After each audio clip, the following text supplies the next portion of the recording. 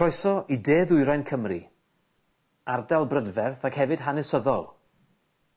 O fewn yr ardal yma y mae Celtic Manor, cartref cystadleuaeth golff y Ryder Cup. Fe fydd y gystadleuaeth yma yn denu ymwelwyr o bob cwr o'r byd I Gasnewydd. Os ydych yma ar gyfer y gystadleuaeth, neu a diddordeb yn yr hanes diddorol yma, dewch gyda ni ar daith arbennig iawn. Ar ochr arall yr afon wisg I Celtic Manor y mae Caerleon, un o safleoedd pwysicaf Rhufeinig sy'n goroesi. Mae cloddfeydd archeolegol wedi dadarchuddio hanes un o 3 ceiri'r llengoedd yma ym Mhryden. Ar un o gerrig a ddarganfyddwyd yn y gair, y mae enw un o brif canwriaid y lleng, sef Flavius Rufus, Primus Pilus. Fe yw'r un gorau i'n tywys ni ar y daith yma. A fe, Flavius ydw I, Centurion yr ail leng. Dewch gyda fi tu hwnt yr afon, I Isga, neu heddiw Gaerleon. Na I ddangos I chi shwd oeddwn ni'n byw, ble roeddwn ni'n byw, a beth sy ar ôl.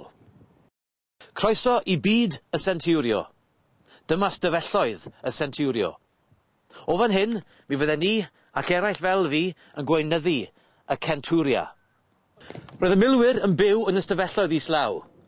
Nawr, fi'n gwybod byddech chi'n disgwyl can dyn mewn Centuria, ond erbyn I ddod i'r rhan yma o'r byd, mi roedd 80 dyn mewn Centuria.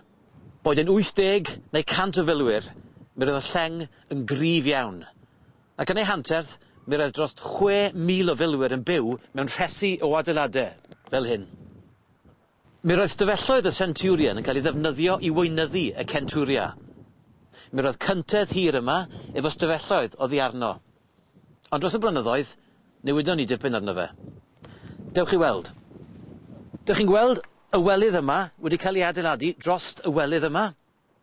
Dyna beth mae archeolegwyr yn galw yn is-gofnodau, gyda'r wal yma yn fwy diweddar na honna. Tipyn o ailgynllunio wedi bod. Dewch I weld lle roedd y milwyr yn byw. Ond cofiwch, pan roedd Cesar yn ymladd yn gôl, fe ddisgrifiodd y Centurions fel asgwrn cefn y fyddin. Mi roedd e'n iawn.